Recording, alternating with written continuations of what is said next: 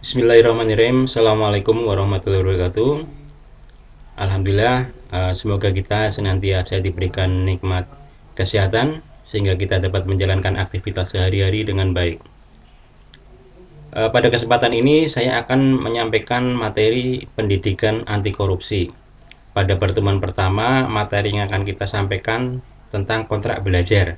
Kontrak belajar yaitu saya akan membahas tentang beberapa apa yang dipelajari dalam materi pendidikan anti korupsi, aturan-aturan apa saja yang disepakati dalam kelas ini, dan nantinya akan mengacu pada tujuan akhir dari materi pendidikan anti korupsi ini. Baik, saya sebelumnya akan menjelaskan tentang tata tertib perkuliahan, baik itu dilakukan secara offline ataupun online nantinya. Yang pertama, syarat mengikuti ujian. Ujian akhir adalah memenuhi 80% dari tatap muka. Baik kegiatan itu dilaksanakan tatap muka secara offline ataupun dengan cara online. Yang kedua, etika di dalam kelas.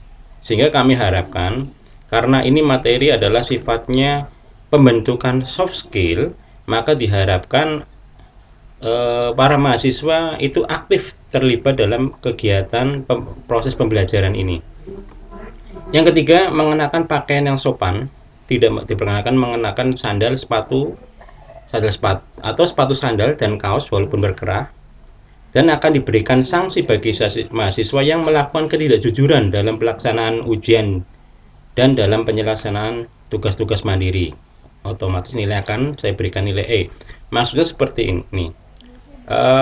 Nanti pada prinsipnya beberapa tugas yang akan kita berikan, teman-teman boleh untuk mengambil materi dari internet, tapi nanti tentunya tidak boleh kopas sama persis, karena nanti ada hasil analisis yang harus teman-teman jawab. Karena pada prinsipnya saya sangat menghargai yang namanya kejujuran. Jadi teman-teman, nanti ada beberapa soal yang prinsipnya adalah lebih banyak ke studi kasus. Teman-teman boleh mengambil kasus diambil dari beberapa referensi, tapi ketika membuat satu analisa atau tanggapan, saya harapkan teman-teman tidak mengambil atau menduplikasi secara langsung. Jadi teman-teman harus pahami kesepakatan ini. Berikutnya, metode penilaian rentang nilai. Kalau teman-teman poinnya adalah 80 sampai dengan 100, Anda akan mendapatkan nilai A. 75 sampai kurang dari 80, B+. 70 sampai dengan 75 itu B. 65 sampai 70 itu C+. 55 sampai dengan 65 itu C.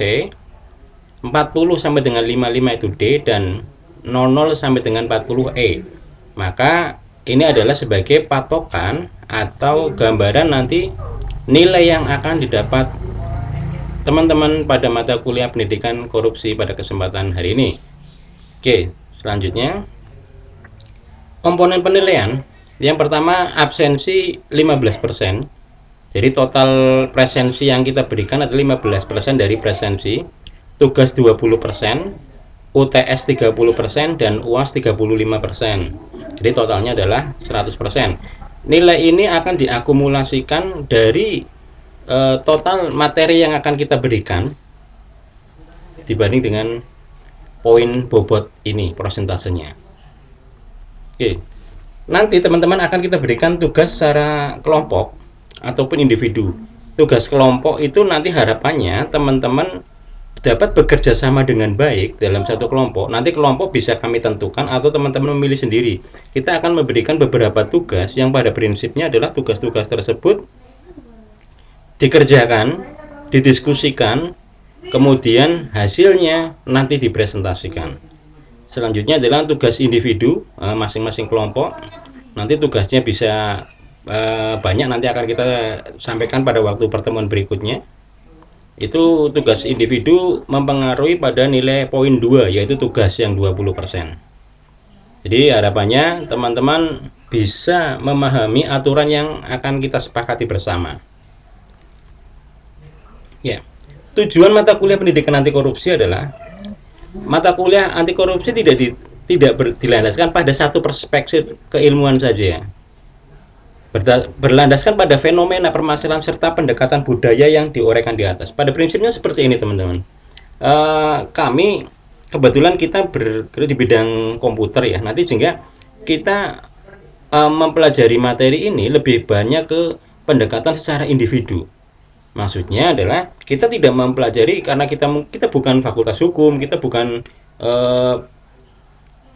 ya kita tidak menganggap kita komputer juga, tetapi pendidikan karakter yang nantinya adalah yang akan kita lebih tekankan. Sehingga harapannya teman-teman dengan mengikuti materi yang akan kami berikan, harapannya teman-teman menjadi pribadi yang lebih baik lagi dan menjadi generasi yang bebas atau anti korupsi nantinya. Ya, buku yang kami gunakan yang pertama adalah dikeluarkan oleh Kemendikbud, yaitu Pendidikan Anti Korupsi untuk Perguruan Tinggi. Ini bisa dilihat bukunya. Ini bukunya. Atau yang diterbitkan oleh KPK, Memahami untuk Membasmi, buku saku untuk memahami tindak pidana korupsi. Ini sebenarnya buku ini hanya referensi tambahan. Jadi beberapa buku sudah kita rangkum, nantinya akan kita berikan materinya di sini. Oke, selanjutnya saya akan memberikan tentang materi apa saja yang akan kita bahas dalam perkuliahan, selama perkuliahan nanti. Yang pertama adalah definisi korupsi. Pada prinsipnya nanti kita akan menggambarkan tentang apa itu korupsi itu sendiri dari berbagai sudut pandang, sehingga tidak hanya kita berikan tidak hanya secara teori saja, dari berbagai sudut pandang, bisa dilihat dari unsur agama mungkin atau apapun. Sehingga nanti diharapkan ketika kita mengetahui tentang definisi korupsi, harapannya yaitu mahasiswa yang pertama adalah mahasiswa mampu menjelaskan arti kata dan definisi korupsi secara tepat dan benar. Yang kedua, mahasiswa mampu menjelaskan sejarah korupsi. Nanti kita akan menjelaskan sejarah korupsi awalnya di Indonesia seperti apa dan bagaimana. Yang ketiga, mahasiswa mampu menjelaskan bentuk korupsi. Perilaku koruptif seperti apa sebetulnya. Nanti kita akan berikan contoh-contoh hal yang paling kecil yang mungkin biasa kita lakukan sehari-hari. Yang keempat, mahasiswa membedakan bentuk atau tindak pidana seperti apa. Berikutnya, mampu menganalisis perbuatan korupsi. Yang keenam, mampu mengevaluasi, memahami berbagai bentuk tindak korupsi dan perilaku koruptif. Pokok bahasanya definisi dari berbagai sudut pandang. Terus yang kedua adalah bentuk-bentuk korupsi sendiri, dan kita akan menggambarkan sedikit sejarah korupsi yang ada di Indonesia. Itu pokok bahasanya. Yang berikutnya, pokok bahasan berikutnya perkuliahan yang akan kita berikan yaitu faktor penyebab korupsi sendiri. Faktor penyebab korupsi itu apa saja? Nanti akan kita jelaskan. Bisa dilihat dari yang pertama, indikator pencapaiannya adalah mahasiswa mampu menjelaskan faktor pendorong korupsi seperti apa. Faktor-faktor apa saja. Baik itu faktor internal dan faktor eksternal. Harapannya nanti mahasiswa memahami itu. Yang berikutnya adalah mahasiswa mampu menyimpulkan faktor internal dan eksternal. Itu seperti apa. Berikutnya, mahasiswa mampu mengeliminir. Jadi dengan harapan ketika mengikuti materi ini, harapannya teman-teman itu bisa mengeliminir sedikit mungkin kegiatan-kegiatan yang dapat mencerminkan perilaku koruptif. Yang lima adalah mahasiswa menumbuhkan sikap anti korupsi sendiri. Pokok bahasanya yaitu faktor penyebab korupsi, yang kedua penyebab korupsi dalam persepsi teori, dan faktor internal dan eksternal penyebab korupsi. Oke, selanjutnya kita akan membahas pokok bahasan berikutnya adalah dampak masif korupsi. Dampak masif korupsi adalah dampak yang menyeluruh, terstruktur. Kira-kira dampaknya apa saja ketika membuat efek domino misalkan. Itu akan kita bahas beberapa aspek atau aspek yang kira-kira yang disebabkan karena faktor korupsi itu sendiri itu apa. Harapannya yang pertama adalah mahasiswa mengetahui tentang dampak korupsi.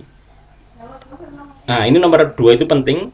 Mahasiswa dapat memiliki empati pada korban korupsi. Nah, karena ternyata korupsi itu tidak hanya didasarkan kepada orang yang melakukan, tapi kita juga harus memahami korbannya siapa saja dan bagaimana ketika dia terkena dari dampak korupsi yang mungkin dilakukan oleh orang lain. Yang ketiga, mahasiswa bersedia tidak melakukan perbuatan korupsi.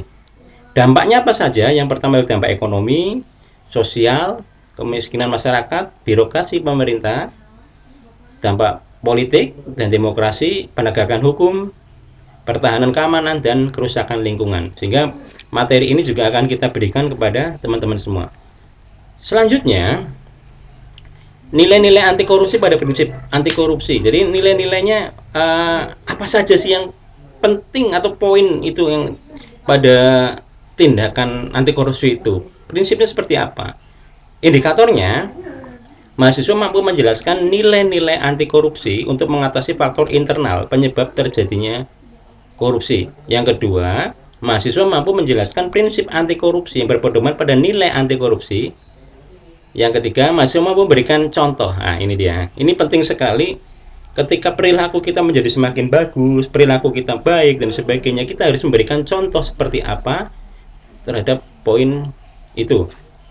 Sehingga materinya adalah nilai-nilai anti korupsi, yang kedua prinsip anti korupsi. Berikutnya, upaya pokok bahasan berikutnya adalah upaya pemberantasan korupsi. Upayanya apa saja gitu ya, yang sudah dilakukan oleh pemerintah, dan ini mungkin lebih menekankan pada hal diri kita pribadi. Kita sudah melakukan apa terhadap tindakan korupsi itu? Sehingga indikator pencapaiannya yaitu mahasiswa mampu menjelaskan berbagai upaya pemberantasan korupsi dari berbagai dimensi, dari berbagai sudut. Yang kedua, mahasiswa mampu membandingkan berbagai kelebihan dan kelemahan dalam pemberantasan korupsi, tentunya dari berbagai sudut pandang. Yang tiga, mahasiswa mampu menjelaskan berbagai upaya yang dapat dilakukan dalam rangka mencegah memberantas korupsi, baik di lingkungan ataupun di masyarakat. Sehingga subpokok bahasan yang akan kita pelajari yaitu yang pertama adalah konsep pemberantasan korupsi seperti apa. Yang kedua, upaya penanggulangan kejahatan dengan menggunakan hukum pidana. Sehingga kita juga sedikit akan mempelajari tentang undang-undang yang berlaku di Indonesia yang berkaitan dengan hukum pidana terhadap orang yang melakukan tindakan korupsi. Yang ketiga adalah berbagai strategi atau upaya pemberantasan korupsi. Itu materi salah satunya. Berikutnya, materi pokok perkuliahan itu gerakan-gerakan kerjasama dalam berbagai instrumen internasional pencegahan korupsi. Jadi perilaku korupsi di Indonesia sebenarnya sudah mulai eliminir gitu ya, dieliminir dengan berbagai hal, dengan cara salah satunya adalah ada kerjasama dengan internasional untuk pencegahan korupsi. Yang pertama adalah mahasiswa mampu menjelaskan gerakan-gerakan internasional dalam pencegahan korupsi. Yang kedua adalah mahasiswa mampu menjelaskan kerjasama-kerjasama internasional pencegahan korupsi. Yang ketiga, mahasiswa mampu menjelaskan beberapa instrumen internasional dalam pencegahan korupsi, kelebihan dan kekurangan dalam pemberantasan korupsi di negara lain. Juga kita akan menggambarkan tentang model di luar negeri itu model pemberantasan korupsi seperti apa. Yang kelima, mampu menjelaskan arti penting ratifikasi konvensi anti korupsi di Indonesia sendiri. Materinya adalah kita akan membahas tentang gerakan dan kerjasama internasional dalam pencegahan korupsi. Yang kedua adalah instrumen internasional pencegahan korupsi, dan yang ketiga adalah pencegahan korupsi kita belajar dari negara lain nantinya. Jadi kita ada gambaran ketika di Indonesia adalah modelnya seperti ini, di negara lain seperti apa, misalkan di Malaysia, mungkin di negara-negara lain, atau mungkin negara didaya Amerika dan seterusnya. Nanti kita akan membahas tentang itu. Berikutnya adalah tindak pidana korupsi dalam peraturan perundang-undangan. Sehingga kita juga dalam menentukan satu hal adalah salah satu dasarnya adalah perundang-undangan yang berlaku di Indonesia. Kita akan membahas tentang itu. Yang pertama, harapannya gitu ya, indikator tercapai pembelajaran ini, mahasiswa memahami sejarah pemberantasan tindak korupsi di Indonesia itu seperti apa dan bagaimana.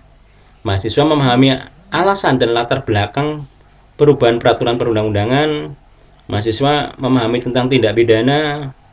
Dan yang keempat adalah menjelaskan bentuk-bentuk perbuatan korupsi yang dilarang seperti apa. Sehingga pokok bahasanya adalah nanti teman-teman akan membahas tentang pemberantasan tindak pidana di Indonesia. Terus ada laporan delik korupsi seperti apa, laporan delik korupsi nomor 31 tahun 99. Terus apa itu gratifikasi dan sebagainya. Kita akan menjelaskan itu pada pertemuan berikutnya. Nah, pada kesempatan hari ini kita hanya membahas tentang materi apa saja yang akan kita berikan nantinya, sehingga teman-teman memahami, oh maksud tujuan dari materi ini adalah seperti itu. Berikutnya adalah peranan. Nah, ini penting sekali teman-teman. Peranan keterlibatan mahasiswa dalam pencegahan korupsi. Ini adalah salah satu goals-nya materi ini. Kita dibutuhkan peran aktif mahasiswa dalam pencegahan korupsi itu seperti apa. Indikatornya yaitu mahasiswa mampu memahami perilaku korupsi dengan memperhatikan berbagai peristiwa di kampus. Jadi teman-teman di sekitar kita sajalah yang paling kita lihat kira-kira seperti apa dan bagaimana. Yang kedua, mahasiswa mampu untuk berani melakukan berbagai bentuk tindakan pencegahan korupsi. Dari hal yang sederhana, misalkan kita dari kegiatan tidak mencontek pada waktu ujian dan sebagainya, itu adalah tindakan-tindakan sederhana yang bisa dilakukan oleh teman-teman. Yang ketiga adalah mahasiswa mampu menginternalisasi perilaku anti korupsi ke dalam kehidupan sehari-hari dalam hal apapun. Nanti kita akan menjelaskan tentang ini, adalah salah satu goals-nya materi ini, sehingga teman-teman pokok bahasan yang akan kita bahas adalah gerakan anti korupsi, peranan mahasiswa, dan keterlibatan mahasiswa. Mungkin ini saja materi awal, sehingga teman-teman memahami kira-kira dalam materi ini kira-kira teman-teman akan mendapatkan apa saja, sehingga ini harapannya materinya apa, indikator pencapaian belajarnya itu apa, dan subpokok bahasan yang akan diberikan apa sudah saya jelaskan. Sehingga berikutnya kita akan membahas satu-satu dari materi dan subpokok bahasan yang akan kita berikan. Mungkin itu saja materi yang untuk pertemuan pertama, sehingga harapannya teman-teman sudah ada gambaran kira-kira kita untuk materi pendidikan anti korupsi itu teman-teman mau seperti apa dan bagaimana. Mungkin itu saja dari saya. Terima kasih. Salam sukses. Selamat datang generasi anti korupsi. Wassalamualaikum warahmatullahi wabarakatuh.